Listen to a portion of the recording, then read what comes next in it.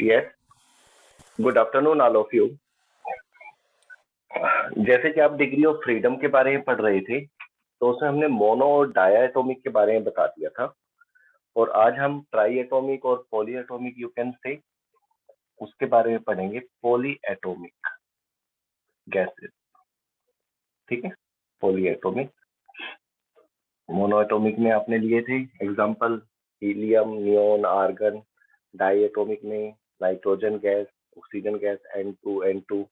तो poly atomic में लेंगे आप और गैसेज आ जाती है, मान लो SO3 आ जाए, ठीक है, O3 आ जाए, ओजोन गैस, ठीक है, इस तरह से।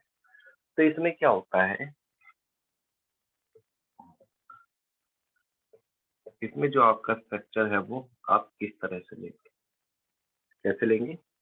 इस तरह से। और इसको आप एक्सिस पर बनाइए। आप एक्सिस पर कैसे? एक्स एक्सिस पर, वाई एक्सिस पर।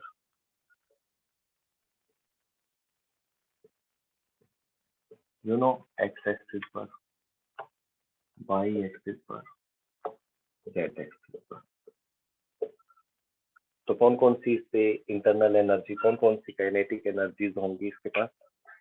तो एक तो होगा हाफ mv(x²), दूसरा half mv(y²), third half mv(z²), plus और कौन सी होगी? Rotational energy. कौन सी? रोटेशनल। ये सभी एक्सिस पर घूम सकता है। प्रीवियस केस में क्या था, डाई एटॉमिक वाले केस में वो एक्स एक्सिस पर खुद ही ऐसे रोटेट हो रहा था, एक्स एक्सिस पर। तो वाई और जेड पर आपको क्या मिल गया था? Rotational energy, but X axis पर नहीं मिली थी, जिसकी वजह से degree of freedom diatomic के लिए क्या था? 5। लेकिन यहाँ पर आपको तीनों एक्सिस पर रोटेशनल काइनेटिक एनर्जी मिलेगी, एक्स पर भी, वाई पर भी और जेड पर। ठीक है, तो इस तरह से आप ये तीनों वैल्यू ले सकते हो। तो यहाँ से डिग्री ऑफ फ्रीडम, और अगर इसका टेम्परेचर हाई कर दे तो, ठीक है, तो आपको वाइब्रेशन की वजह से भी इसके डिग्री ऑफ फ्रीडम इंक्रीज करने पड़ेंगे। क्या करने पड़ेंगे? इंक्रीज। चलो पहले जो ये फैक्ट है इसको देख लेते हैं। तो यहाँ से आप पे जो डिग्री ऑफ फ्रीडम बनेगा वो कितना बनेगा? 1 2 3 4 5 6। तो DOF इन पॉली एटॉमिक गैसेस क्या हो जाएगा? 6। और ये 6 से ज्यादा भी हो सकता है। ठीक है, कितना? अगर हाई टेम्परेचर पे आएगा तो 1-2 डिग्री ऑफ फ्रीडम और भी कर सकते हैं। तो 6 से 8 तक इसका डिग्री ऑफ फ्रीडम जाएगा। तो चलो एक बार रिकॉल करते हैं। फॉर मोनो एटॉमिक कितना था डिग्री ऑफ फ्रीडम? लीनियर था सिर्फ। ठीक है,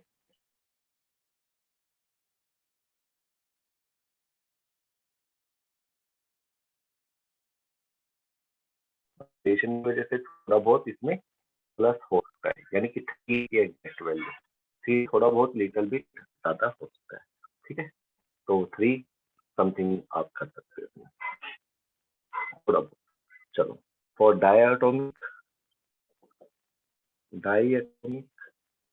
डिग्री ऑफ फ्रीडम इज था, एक्स एक्सिस पर रोटेट हो रहा था वो इस तरह से, तो वो नहीं लेना है। तो 5, और हाई टेम्परेचर हो जाए तो हाई टेम्परेचर की वजह से डिग्री ऑफ फ्रीडम थोड़ा सा और इंक्रीज कर सकते हो। तो थोड़ा 5 प्लस, एक्चुअल 3 और 5 आप ले रहे हो।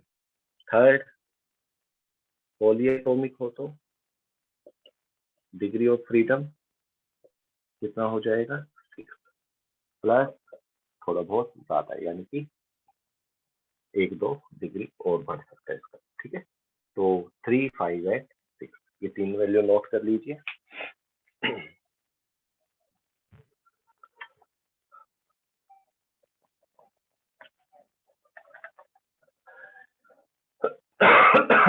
इसके बाद जो आर्टिकल है आपका वो है law of equipartition of energy.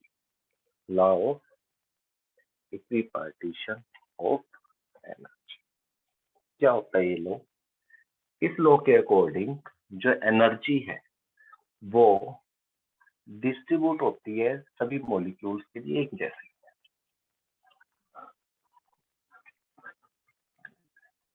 एक जैसी एनर्जी डिस्ट्रीब्यूट होती है, सबको एक जैसी एनर्जी मिलेगी, किसी को कम ज्यादा नहीं मिलेगी।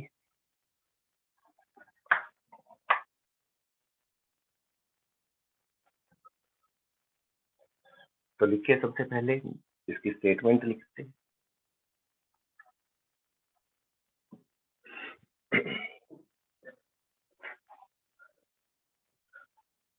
The average kinetic energy, the average kinetic energy associated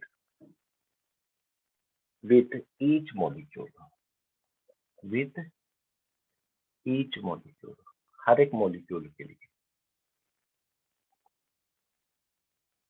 with each molecule, with each degree of freedom,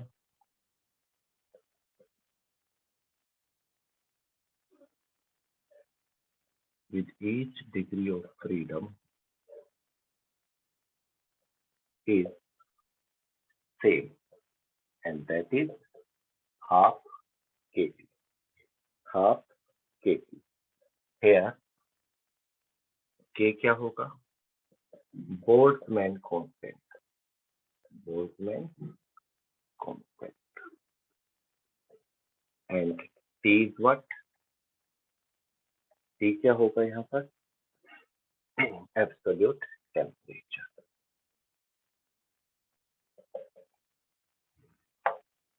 क्या होगा? Absolute temperature. ये दोनों वैल्यू बोल्ट्जमैन कांस्टेंट और एब्सोल्यूट टेम्परेचर। अब इसको हम अपने जो अभी तक आपने पढ़ा उसके साथ कैसे कनेक्ट करेंगे? अभी आपने डिग्री ऑफ फ्रीडम पढ़ा था, F is equal to 3 monoatomic, F is equal to 5 diatomic, F is equal to 6 polyatomic पढ़ा था। ठीक है, अब बात आ जाती है डिग्री ऑफ फ्रीडम। मोनोएटॉमिक के लिए लेते हैं सबसे पहला केस, मोनोएटॉमिक। आइडियल गैस ले रहे हैं आप, क्या ले रही है? Ideal gas. आइडियल गैस में फोर्स ऑफ अट्रैक्शन नहीं होता, पोटेंशियल एनर्जी जीरो, सारा कुछ आपको पता है। इंटरनल एनर्जी के बारे में जानते हो, यू से लिख सकते हो इंटरनल एनर्जी को, ठीक है, इससे इंटरनल। तो इसमें high temperature, potential energy, kinetic energy, molecular level पर आपको ये एनर्जी लेनी होती है। तो बात आ जाती है मोनोएटॉमिक के केस में डिग्री ऑफ फ्रीडम 3 था। कैसे था? You know very well, half mv(x², half mv(y²) और हाफ mv(z²) की वजह से। किसकी वजह से? इन तीन मोशन की वजह से, इन तीन टाइप की काइनेटिक एनर्जी की वजह से। ठीक है, अब उसने कहा जो ये मॉलिक्यूल है, ईच मॉलिक्यूल, यहाँ पर देखिए, average kinetic energy associated with each molecule with each degree of freedom. 3 degree of freedom था, 1 1 1 1 1 1, कितना आ जाएगा? 3। तो 1 degree of freedom, second, third, तो ये एक मॉलिक्यूल हुआ। और एक मॉलिक्यूल के साथ जो एनर्जी एसोसिएटेड है वो कितनी है? हाफ केटी। तो यानी कि हाफ mv(x²) की जगह पर मैं क्या लिख सकता हूँ? हाफ केटी। इसकी जगह पर क्या लिखना पड़ेगा? अगेन हाफ केटी। और इसकी जगह पर अगेन हाफ केटी। तो यहाँ से तीनों को ऐड करेंगे तो यू गेट 3/2 केटी। एलसीएम लेना आता है ना, 1/2 + 1/2 + 1/2, केटी कॉमन ले लीजिए, सोल्व करेंगे तो क्या आ जाएगा? 3/2 केटी। और क्या कह सकते हो आप इसको? 3 इधर ही रखो, 1/2 केटी। 3 क्या है? 3 is the degree of freedom of monoatomic. Then you can write this in this way also. Yes or no? F/2 kT. तो फार्मूला आ गया आपके पास मोनोएटॉमिक आइडियल गैस के लिए कि आप उसकी जो एनर्जी है वो कैसे ले सकते हैं? half of FKT. Half of FKT. F is what? Degree of freedom here for monoatomic. What about for diatomic? Diatomic के लिए क्या होगा? You know very well. Diatomic में इस तरह से 5 वैल्यूज होती हैं. 5 होगी तो ये सबके लिए क्या होगा? Half KT, half KT, half KT. कितना आ जाएगा? Then 5/2 K. ओके, तो इसको कैसे लिखा जाएगा? F KT/2 और F की वैल्यू क्या होगी यहाँ पर? 5. क्या होगी? 5. डायटोमिक. तो इस सबके लिए मिल गया F KT. चलो अब बोल्ट्जमैन कांस्टेंट का गैस इक्वेशन के साथ रिलेशन. ये मॉलिक्यूल के लिए. किसके लिए? For molecule. For molecule. ये जो भी आप पढ़ रहे हो ये किसके लिए? For molecule. बट एक रिलेशन देखिए अब आप. K इज इक्वल टू जो बोल्ट्जमैन कांस्टेंट होता है K is equal to gas constant upon Avogadro number के इक्वल होता है. इसके ये किस लिए है? K बोल्ट्जमैन कांस्टेंट, ये gas equation. Gas constant. Gas constant value fix होती है ना इसकी यूनिवर्सल गैस को. ये क्या होता है? एवोगाड्रो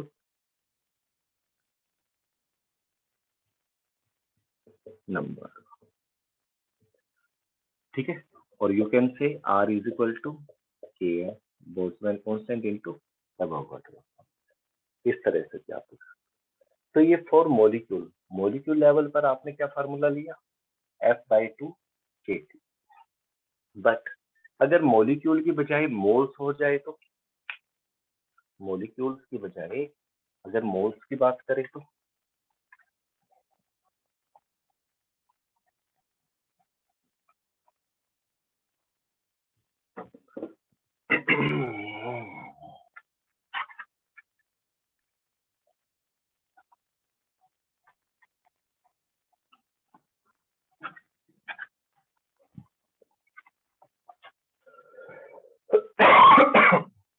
फॉर मोल.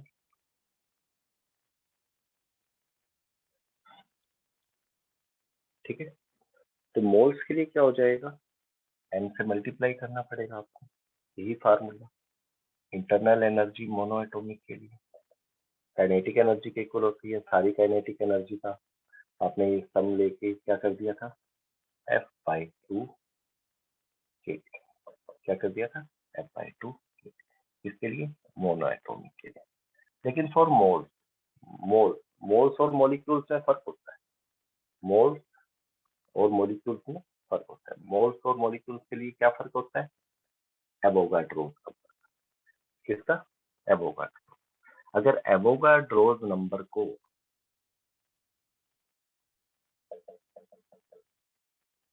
ठीक है 1 मॉलिक्यूल. ठीक है. मॉलिक्यूल्स की काइनेटिक एनर्जी से आप इस तरह से मल्टीप्लाई कर देते हैं. मॉलिक्यूल्स से, मॉलिक्यूल्स के मास से कह सकते हो आप, मॉलिक्यूलर मास से. ठीक है.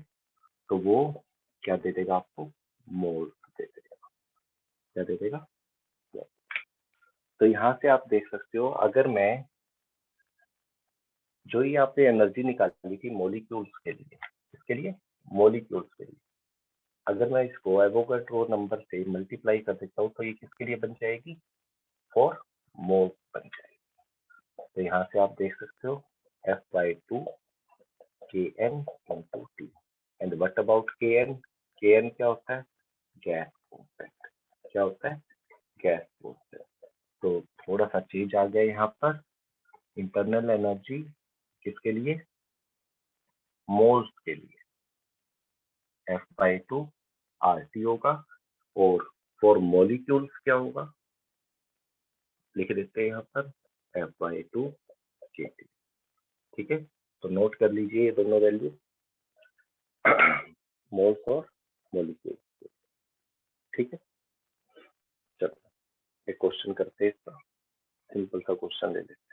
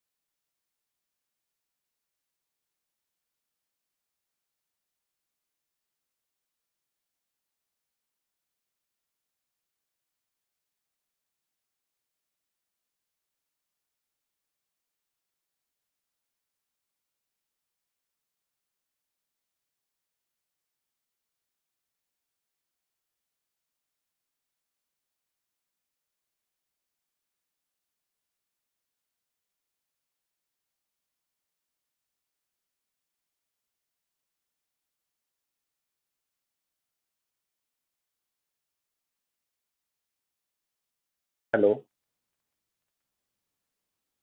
okay, now from there you can take the value of internal energy, that is 6 into 10 raised to the power 4 joule. Okay, चलो इसके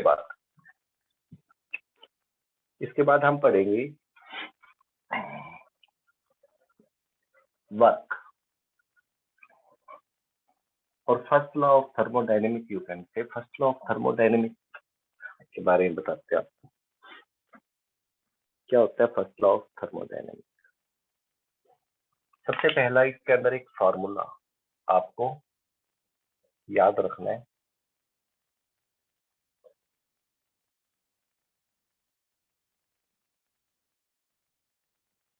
देखो स्टेटमेंट होती है लंबी लंबी, ठीक है, कई बार हमें वो ध्यान नहीं रहती, परेशान हो जाते हैं।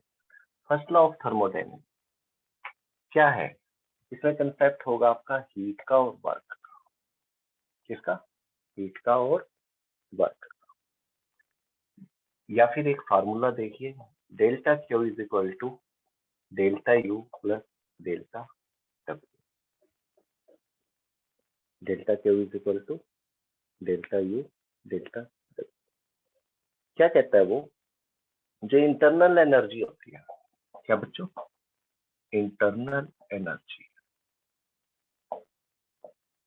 इंटरनल एनर्जी के बारे में एक बात बता रही हूँ। जो इंटरनल एनर्जी होती है किसी भी सिस्टम की, वो सिर्फ दो ही तरीकों से अफेक्ट होती है, एक हीट ट्रांसफर से और दूसरा मैकेनिकल वर्क से। एक तो हीट ट्रांसफर से और दूसरा मैकेनिकल वर्क। यहाँ पर भी आप देख सकते हो जो इंटरनल एनर्जी है वो या तो हीट से अफेक्टेड है या फिर वर्क। और ये ज्यादा कुछ नहीं, हीट भी एनर्जी है और वर्क भी एनर्जी। तो कहीं ना कहीं पर अगर आप इसको देखा जाए तो ये law of conservation of energy को ओपन करता है। Law of conservation of energy. जो थर्मोडायनेमिक चैप्टर आप पढ़ रहे हो, basically it is the combination of, जो थर्मोडायनेमिक है वो कॉम्बिनेशन है सभी लॉज का। जितने भी लॉज आपने पढ़े हुए हैं सारे के सारे ये अप्लाई करके, ठीक है, एक ही जगह पर, तब जाकर ये चैप्टर थर्मोडायनेमिक मिला है। इसमें सभी लॉ क्या हो जाते हैं, अलग अलग तरीकों से वो आ रहे थे, तो सबको इकट्ठा कंबाइन कर दिया गया। तो ये फार्मूला आप ध्यान रखेंगे फर्स्ट लॉ ऑफ थर्मोडायनेमिक में। क्या होता है first law of thermodynamic? Delta Q is equal to delta U plus delta W. अगर आप ये चीज याद रख सकते हो तो फर्स्ट लॉ ऑफ थर्मोडायनेमिक आपको इजिली समझ में आ जाएगा कि क्या होता है। फर्स्ट लॉ ऑफ थर्मोडायनेमिक क्या होता है? Delta Q is equal to delta U plus delta W. यानी कि जो आपकी इंटरनल एनर्जी है वो दो तरीकों से अफेक्ट होगी, हीट से और वर्क से। ठीक है, कोई भी सिस्टम है, देखो किसी भी चीज के अंदर आपने क्या करा, गैस फिल कर, क्या कर दी, गैस। और सारे के सारे जो ये प्रोसेस होंगे ये किससे रिलेटेड होंगे? हीट से। हीट किससे? टेम्परेचर से। ठीक है, ये चीजें आपको पता है। ठीक है, ओके। तो यहाँ पर देखिए जो फर्स्ट लॉ ऑफ थर्मोडायनेमिक है, when heat is added to the system, अगर कोई हीट आप इसको ऐड करते तो क्या होगा? When heat is added to the system then it is taken as positive. इसको पॉजिटिव लेंगे। क्या लेंगे? पॉजिटिव। अगर एक्सट्रैक्ट करते हो हीट को तो नेगेटिव साइन लेना पड़ेगा। पॉजिटिव कब? जब ऐड हो, और जब एक्सट्रैक्ट हो, बाहर निकले तो नेगेटिव। चलो, हीट ऐड करेंगे तो क्या होगा? When mechanical work is done by the system expansion. अगर ये देखो हीट ऐड करेंगे तो इसका वॉल्यूम मान लो बढ़ता है, इस तरफ से चला गया, वॉल्यूम बढ़ता है। ठीक है, तो यहाँ पर जो वर्क होगा वो एक्सपेंशन में चला जाएगा, और इसको क्या लेंगे आप? पॉजिटिव। लेकिन अगर आप क्या करते हो, हीट एक्सट्रैक्ट करते हो या फिर ये आपका वापस बैक साइड में आ जाता है, वॉल्यूम कम हो जाता है, तो वर्क डन एक तरह से कंप्रेशन में चला जाएगा, और तब आपको क्या लेना पड़ेगा? माइनस। तो कुछ पॉजिटिव नेगेटिव इस तरह की चीजें है। गैस एक्सपेंड भी करती है और गैस कंप्रेस भी करती है। तो दोनों तरीकों में हीट सप्लाई होगी, may be on the system हो और बाय द सिस्टम। अगर ऑन द सिस्टम है तो पॉजिटिव, बाय द सिस्टम है तो नेगेटिव। किसके रिस्पेक्ट में? With respect to surrounding you can say, ठीक है, विद रिस्पेक्ट टू सराउंडिंग। तो मैं ज्यादा नहीं इसमें बताऊंगा। First law of thermodynamics based है law of conservation of energy पर, और इसने कहा जो मेरी इंटरनल एनर्जी है वो हीट या वर्क, या तो वो हीट में कन्वर्ट होती है या वर्क में, या दोनों में, या दोनों में से कोई एक भी हो सकता है तो दूसरा जीरो भी हो सकता है। नो इशू, ये आप इक्वेशन नोट कर लीजिए।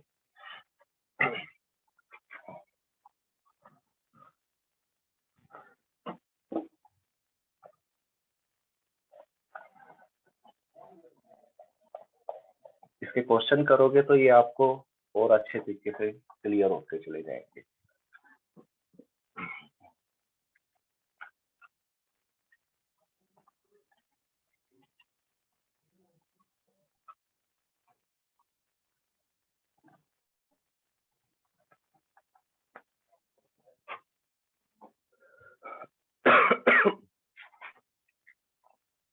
इसके बाद इंटरनल एनर्जी के बारे में एक दो बातें और। Internal energy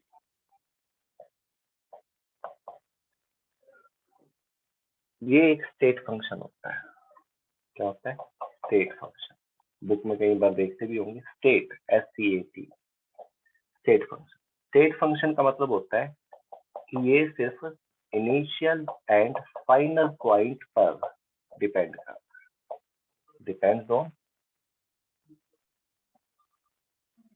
initial and final point. And मतलब क्या इसका? Not depend on, not depend on path. Path के ऊपर डिपेंड नहीं करता। जैसे डिस्प्लेसमेंट और डिस्टेंस पढ़ा था, डिस्प्लेसमेंट इनिशियल और फाइनल पोजीशन पर डिपेंड करता था, पाथ पर नहीं करता। ठीक है, तो यहाँ पर भी कुछ ऐसा ही है कि पाथ के ऊपर डिपेंड नहीं करता। ठीक है, और इसी के अंदर साइक्लिक प्रोसेस, साइक्लिक प्रोसेस, इसके लिए एक ग्राफ समझेंगे आप। क्या होता है? प्रेशर वॉल्यूम बताएंगे, प्रेशर वॉल्यूम ग्राफ क्या होता है, कैसे आया। फिलहाल इसमें आप एक सिंपल सी चीज देखेंगे, ये पॉइंट ए है और ये पॉइंट बी है। इनिशियल पोजीशन क्या होती है? ए, और फाइनली वो कहाँ पर है? बी पर। ठीक है, तो ये ए से बी ऐसे भी जा सकता है और ऐसे भी जा सकता है। देखो दोनों के जाने में फर्क है, यहाँ पर नोट करना, एक दो बातें नोट कराएंगे। वो इधर से भी जा सकता है और इधर से भी जा सकता है, बट दोनों की इनिशियल और फाइनल पोजीशन क्या है? सेम। और इंटरनल एनर्जी क्या है? सिर्फ इनिशियल और फाइनल पॉइंट पर डिपेंड करता है, नॉट ऑन पाथ पोजीशन। तो इसकी जो इंटरनल एनर्जी चेंज आएगा, UF minus you initial, final minus initial, वो कितना आएगा? ठीक है, वो क्या रहेगा? वो क्या रहेगा? बट जाने में फर्क है। दूसरी बात, इसके वर्क में फर्क आ जाए। वर्क और हीट जीरो नहीं होंगे, हीट एंड वर्क नो, ये याद रखना। इंटरनल एनर्जी पर इफेक्ट नहीं पड़ता अगर वो ए से बी इधर से जा रहे हैं और इधर, तो दोनों का चेंज जीरो आ जाएगा, बट हीट और वर्क जीरो। और एक आपकी नॉलेज के लिए बता दूं, जो इसका वर्क होगा वो अंडर द एरिया होगा, एरिया अंडर द कर्व। और देखा जाए साइक्लिक प्रोसेस में जो वर्क होता है वो area under the loop, area inside the loop कह सकते हो आप, एरिया ऑफ द लूप कह सकते हो। ठीक है, इसके बारे में डिस्कस करेंगे अपने नेक्स्ट लेक्चर में कि कैसे आप वर्क को कैलकुलेट कर सकते हो साइक्लिक प्रोसेस में या ग्राफ के साथ। ठीक है, तो अभी हम फार्मूला निकाल लेंगे इसका। कि ये पीवी ग्राफ है क्या, पीवी प्रेशर वॉल्यूम को लेकर आपने सर ये कैसे बना दिया था। तो ये तो जस्ट मैं आपको ये बता रहा था फाइनल और इनिशियल पोजीशंस के बारे में यहाँ पर। और इंटरनल एनर्जी पर फर्क नहीं पड़ता, बट हीट और वर्क पर फर्क पड़ेगा। हीट और वर्क आपको जरूर मिलेंगे। तो बात आ जाती है वर्क की, फार्मूले की कैसे निकाल लेंगे। मैकेनिकल वर्क, इंटरनल एनर्जी के बारे में काफी कुछ पता लग गया आपको। अब बात करेंगे हम mechanical work. Mechanical work simple सा लॉजिक है, वर्क डन होता है जो वो क्या होता है, force into displacement, force into displacement. चलो यहाँ पर कोई कंटेनर ले लिया आपने, फ्लूइड है इसके अंदर, ठीक है। ये कोई पिस्टन लगा दिया यहाँ पर, ठीक है। क्या हुआ, हीट वीट कुछ भी दे रहे हैं, क्या हो रहा है, एक्सपेंशन हो रहा है, फोर्स एक्सपेंशन हो रहा है। एक्सपेंशन होगा तो क्या होगा, फोर्स लगेगी इस पिस्टन के एरिया पर। पिस्टन का एरिया क्या ले लिया, A। तो ये पिस्टन क्या होगा, आउटवर्ड मूव करेगा, ठीक है। सपोज ये यहाँ पर आ गया, तो इसने कुछ डिस्टेंस कवर किया, इसको क्या बोल दिया, dx। क्या बोल दिया, dx। फोर्स लगेगा कहाँ पर, एरिया पर। तो प्रेशर इज इक्वल टू क्या होता है, force upon area. Force is equal to क्या होगा, प्रेशर इनटू एरिया। ये सब। तो यहाँ से आपको दो वैल्यू मिल गई, फोर्स की और डिस्प्लेसमेंट की। यहाँ से यहाँ तक जाना dx। ओके, पुट है, पुट कर दीजिएगा पी ए dx, फोर्स की value, pressure into area. Now P A dx, pressure area dx। dx क्या है, लेंथ, ए क्या है, एरिया। तो ये इसका क्या हो गया, वॉल्यूम। क्या हो गया, वॉल्यूम। तो आप इसको क्या लिख सकते हो, P dV. A D X है ना, थोड़ा सा डिस्टेंस, तो आपने इसको क्या लेना, डीवी। एरिया इंटू लेंथ को जैसे बोलते हो आप, तो आप वॉल्यूम ऐसे ले। तो पी डीवी। अब ये क्या है, डी डब्ल्यू। वर्क डन कितना होगा यहाँ से यहाँ। अब कोई भी लिमिट ले सकते हो आप इसमें, जहां से भी देखो ये पिस्टन कहीं भी जा सकता है आगे, 0 से लेकर कहीं भी, dx की वैल्यू कुछ भी हो सकती है। तो आप इसका इंटीग्रेशन ले लीजिए। क्या ले लीजिए, इंटीग्रेशन। कहाँ से,